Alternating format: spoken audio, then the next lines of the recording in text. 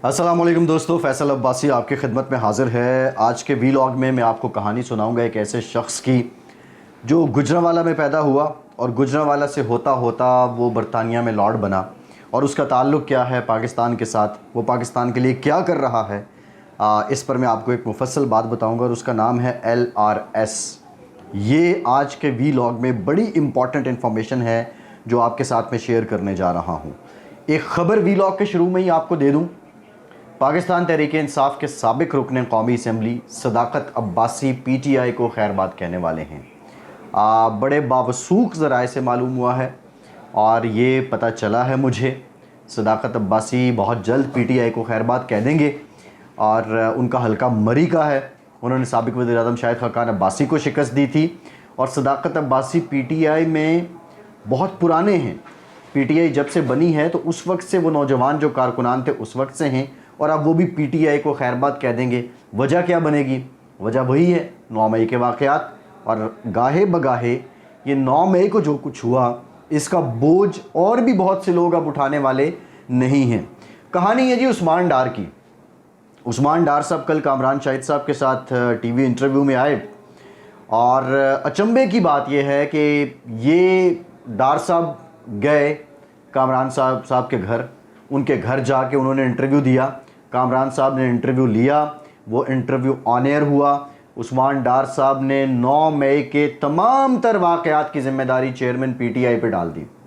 यहाँ पे मुझे इस बात का अफसोस भी है, इस बात का दुख भी है। आज चेयरमैन PTI पे मुझे तरस भी आता है और ये जो लोग हैं उस्मान डार और बाकी इनकी अप्रोच पे भी मुझे बड़ा शदीद रंज है। रंज इसलिए है कि ये वो लोग हैं, जब इनसे हम बात करते थे, जब हम चेयरमैन PTI के ख़िलाफ़ सवाल पूछते थे तो ये लोग ज़ातियात पे उतर आते थे। ये वो लोग थे जब ये नारे लगाते थे तो ऐसा मालूम होता है कि जैसे कोई टीपू सुल्तान किसी मुखालिफ को ललकार रहा हो और कोई भी सामने आ जाएगा, ये लोग मर मिटने के लिए तैयार हैं।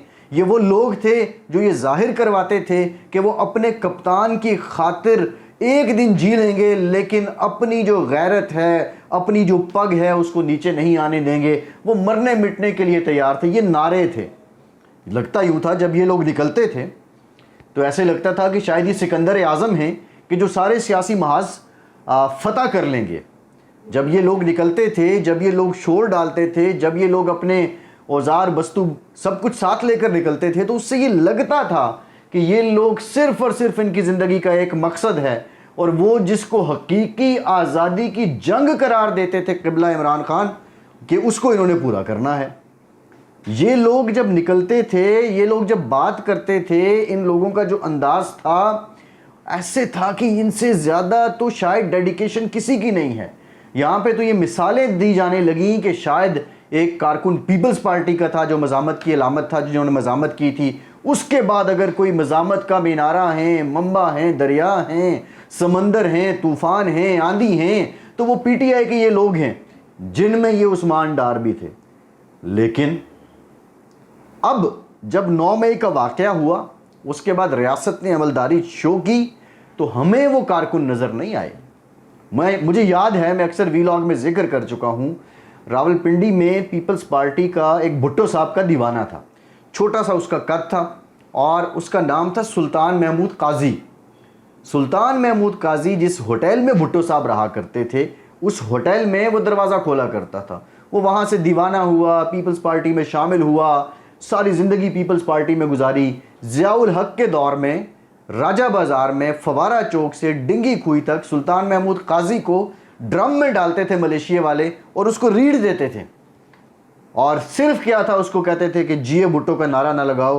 वो ऐसा मज़ामतकार था, वो ऐसा जियाला था कि जब वो निकलता था बाहर ड्रम से तो पहला नारा जिए भुट्टो का लगाता था। ऐसे मज़ामतकार थे, कोड़े खा लिए, क्या कुछ कर दिया। लेकिन जब बाहर पार्टी ने सिला भी दिया, जब जरदारी साहब सदर बने तो उसको CEC का मेंबर बना दिया। खुदा गरीक रहमत करे, काजी साहब की बाद में इंतकाल हो गया। ये वो चीज़ें हैं। सुल्तान काजी को अपनी आंखों से भी काम करते देखा। सुल्तान काजी की कुर्बानियाँ अपने बड़ों से सुनी कि ज़िया दौर में वो किस किस तरह, और ऐसे ऐसे सैकड़ों जियालें जिनकी मिसाल मिलती थी। जब हम PTI के जियालों को देखते थे, PTI के इन वर्करों को देखते थे तो हम समझते थे कि ये पीपल्स पार्टी से बड़े जियाले हैं। लेकिन ये तो रेत की दीवार साबित हुए हैं, ये चाइना के टीपू सुल्तान साबित हुए हैं, ये चाइना के अलेक्जेंडर द ग्रेट हैं, ये चाइना के, आप कह लें कि बस चाइना में कह रहा हूँ इसलिए कि एक मिसाल दी जाती है ना, ये फलां चीज़ चाइना की है, तो ये सिर्फ दावे थे। और हुआ ये, अब मैं बताऊं कि उस्मान डार का वाक़या क्या है। इसमें कोई शक नहीं कि उस्मान डार ने खुद रब्ता किया कामरान शहीद से कि मैं इंटरव्यू देना चाहता हूँ। उस्मान डार ने बड़े तरीके से अपनी कारोबारी अप्रोच रखी। 9 मई के वाक़यात के बाद उसने अपने आप को बचाने की बड़ी कोशिश की, और जब उसको लगा कि अब पानी पुलों के नीचे से बह चुका है, अब मज़ीद बचने की कोई गुंजाइश नहीं है, और अब वो वादा माफ़ गवाह बन के आ गया है। अरे भाई, अगर इतने सच्चे थे, इतने खरे थे, तो अपने लीडर के साथ खड़े होते।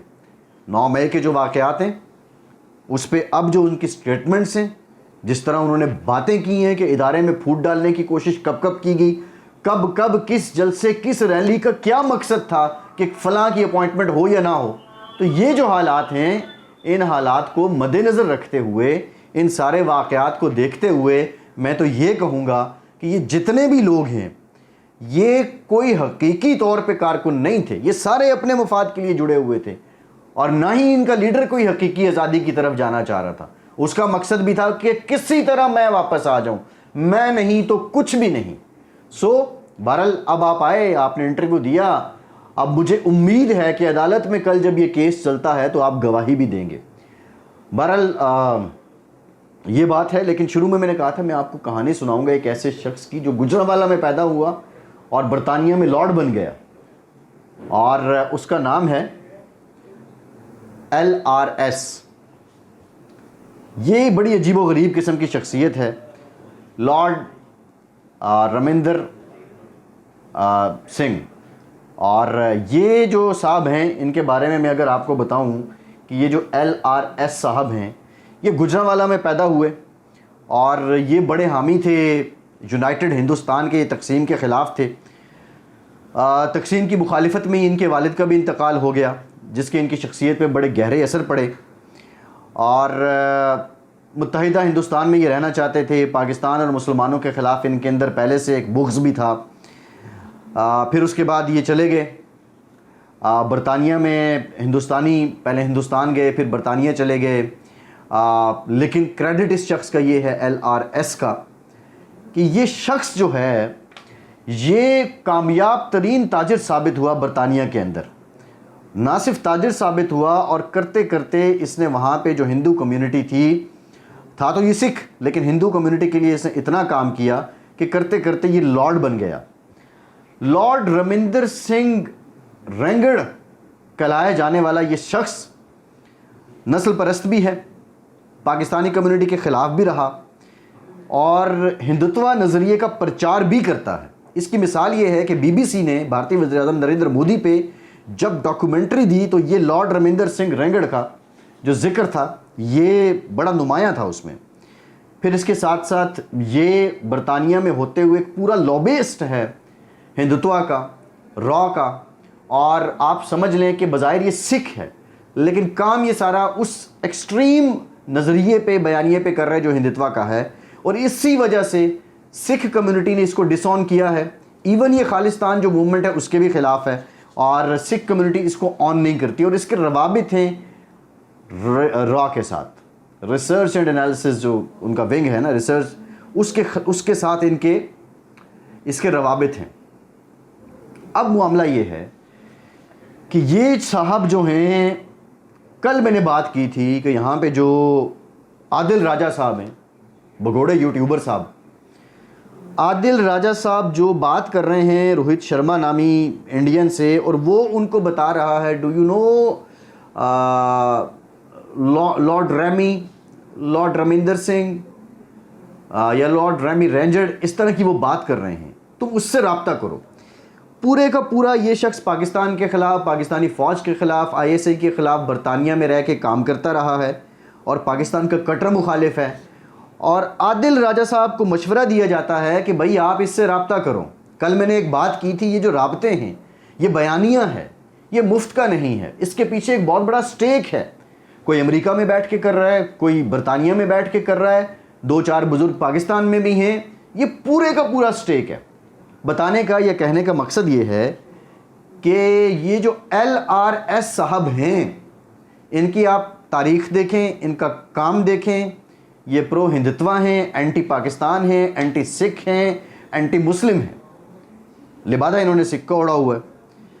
और राबता अब आदिल साहब को मशवरा दिया जा रहा है, राजा आदिल को, कि इससे करो। इसका क्या मकसद हो सकता है? ये मैंने आपसे कहा था कल के वीलॉग में, ये कि कहानी जूं जूं खुलेगी आपको मजीद हकीकतें सामने आएंगी। अभी बहुत सी ऑडियो कॉल्स सामने आनी हैं, कुछ वीडियोस भी सामने आनी हैं, कुछ बार्गेन करते हुए एक दूसरे के साथ जो मामलात तय हो रहे हैं वो भी सामने आने हैं। और ये आपको पता चलेगा कि ये सिर्फ इमरान खान की मोहब्बत नहीं थी, ये एक पूरी कैंपेन है। कल भी बात की थी कि बयानिया किसी भी दुश्मन का उस वक्त ताकतवर होता है जब उस मुल्क के अंदर से उसको तकवीयत मिले, और तकवीयत दी जा रही है। ये आदिल राजा उसी तरह का एक मोरा है, एक कैरेक्टर है। सो अब LRS के साथ देखें, अब चेन जो है ना ये दिन ब दिन खुलेगी। अपने वीलॉग्स में मैं आपको बताता रहूँगा कि ये कड़ी कहाँ से कहाँ जाती है। पहले एक कॉल आती है इंडियन जर्नलिस्ट के साथ, उसके बाद दूसरी कॉल एक और इंडियन के साथ आती है। आज मैं आपको बता रहा हूँ कि ये LRS जिसका मशवरा दिया जा रहा है ये कौन है, और इसकी तारीख आप गूगल भी कर लें, आपको सब पता चल जाएगा। सो मेरा जो कहने का मकसद ये है, या जो मैं चाहता हूँ, ज़रा मैं, क्योंकि थोड़ा सा मामला ये है कि अगर मैं ये सारी हिस्ट्री इन साहब की बयान करूं LRS की, तो बरतानिया के अंदर भी ये खासे इन पर डिस्प्यूट रहे हैं, और काफ़ी ज़्यादा ये उसका भी तनाज़ात का भी शिकार रहे हैं। लेकिन मेरा उस तरफ जाने का मकसद कोई नहीं है। मेरा मकसद ये है कि जब ये पाकिस्तान में बैठे हुए लोग, खा वो PTI से हैं, खा पीपल्स पार्टी से हैं, खा वो PMLN से हैं, JUI से हैं, ANP से हैं, जमात इस्लामी से हैं, IPP से हैं, कहीं से भी हैं, फर्स्ट दे आर पाकिस्तानी।